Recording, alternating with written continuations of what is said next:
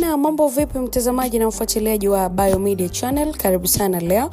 Tuangazie story ambako kauli ya kaka wa Diamond Platnumz kuhusu mke wake imezua gumzo na muomba Mungu asiingie shetani.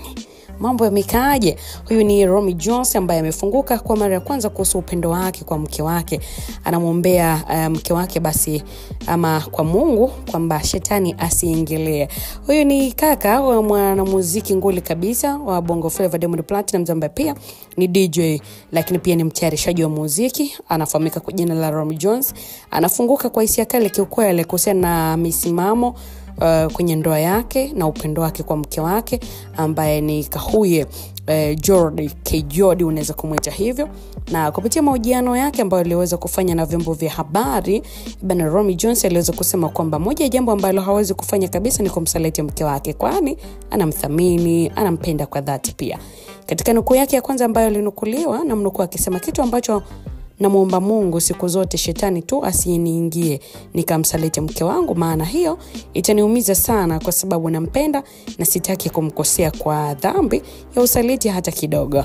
Ni katika nukuu ya kwanza ya Romy ambayo aliweza kuzungumza, lakini pia aliweza kuongeza kuwa tofauti na zamani ambapo ujana ule mtawala na kumfanya awe mwepesi wa vishawishi, kwa sasa kwa kweli ametulia na kujikita katika maisha ya ndoa yenye misingi lakini pia maombi pamoja na heshima.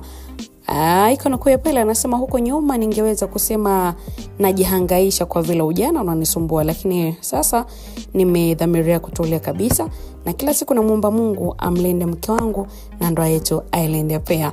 Mtazamaji wa Biomedia, Romy aliweza kufunga ndoa na bibi Jordy Disemba 1, 2017 ambapo baada ya ndoa hiyo walifanya sherehe kubwa kikweli kifahari katika ukumbi wa Kardan Rugambwa uliopo Oysterbay Dar es Salaam, na sherehe hiyo pia ilihudhuriwa na mastaa wakubwa kiukweli, ndugu, marafiki na watu wake wa karibu. Right now Romy anaendelea na kazi zake za muziki huku akisisitiza kwamba familia yake ni kipaumbele chake kikubwa kushinda kitu chochote hapa duniani. Je, una maoni gani kuhusu msimamo huu wa Romy Jones kwenye ndoa? Na wewe unapata fundisho gani kama mwanaume ambaye uko kwenye ndoa?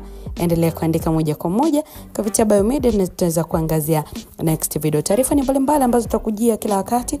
Endelea kusubscribe, kushare, kulike, kucomment. Bye bye.